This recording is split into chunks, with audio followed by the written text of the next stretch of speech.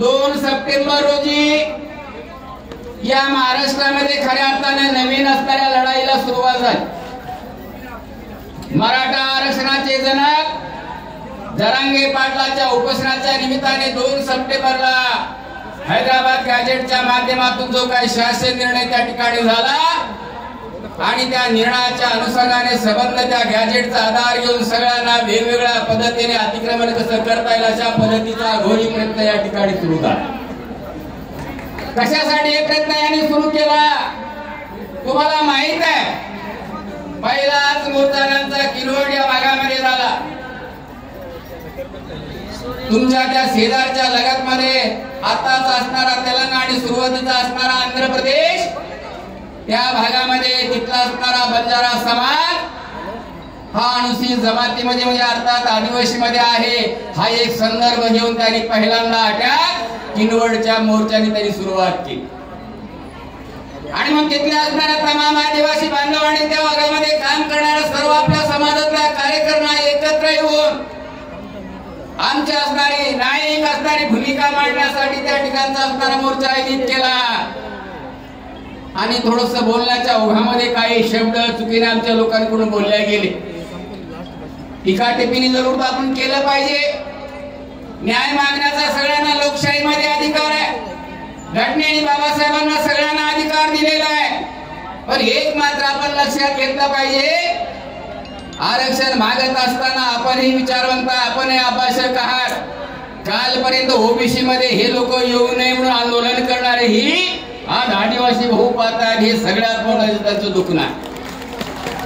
आणि ही सगळीच्या सगळी मंडळी ओबीसीच्या आरक्षणामध्ये आम्ही धक्का लागू देणार नाही, ओबीसीच्या आरक्षणामध्ये येऊ देणार नाही म्हणून ही लोक आंदोलन काल करत होती ही आमची बंजारा समाजाची लोक। आणि आता 2 सप्टेंबरच्या नंतर त्यांना उपरती झाली वेगवेगळ्या राज्यामध्ये आमचा असणारा आदिवासी आमचा असणारा बंजारा माणूस आदिवासी मध्ये आहे आणि महाराष्ट्राच्या या शेड्यूल मध्ये या हैदराबाद गॅजेटच्या माध्यमातून आम्ही आदिवासी आहोत, आम्हाला त्या ठिकाणी समावेश करा। कसं करताय बावन कसं करताय? हैदराबाद गॅजेटचा आणि असणारा बाकीच्या गॅजेटचा समावेश नाही असं नसताना आपण या ठिकाणी येत आहात।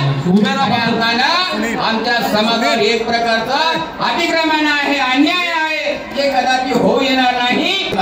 हे म्हणालो विश्वरत्न डॉक्टर बाबासाहेब आंबेडकरांनी जे निकषाची पूर्तता करून संविधानात घटनात्मक आरक्षण दिलेलं आहे, जोपर्यंत संविधान आहे तोपर्यंत आमच्या आरक्षणाला कोणी हात लावू शकत नाही असा एक शब्द प्रयोग त्याला केल्यामुळं त्यांना जर वेदना झाल्या असतील तर माझं त्याच्यात दुःख असण्याचं काय कारण? सर, सोशल मीडियावर आदिवासी समाजाला सुद्धा अशा प्रकारच्या शिव्या देण्यात येत आहे, त्यावर अॅट्रॉसिटी अंतर्गत गुन्हे दाखल व्हावे यासाठी आपण कोणत्या प्रकारची कार्यवाही करणार? ज्या ज्या ठिकाणी आमच्या लोकांनी तशा पद्धतीचे ट्रोल झाले असतील त्या ठिकाणी कार्यकर्त्यांनी पोलीस स्टेशनमध्ये फिर्याद दिलेली आहे।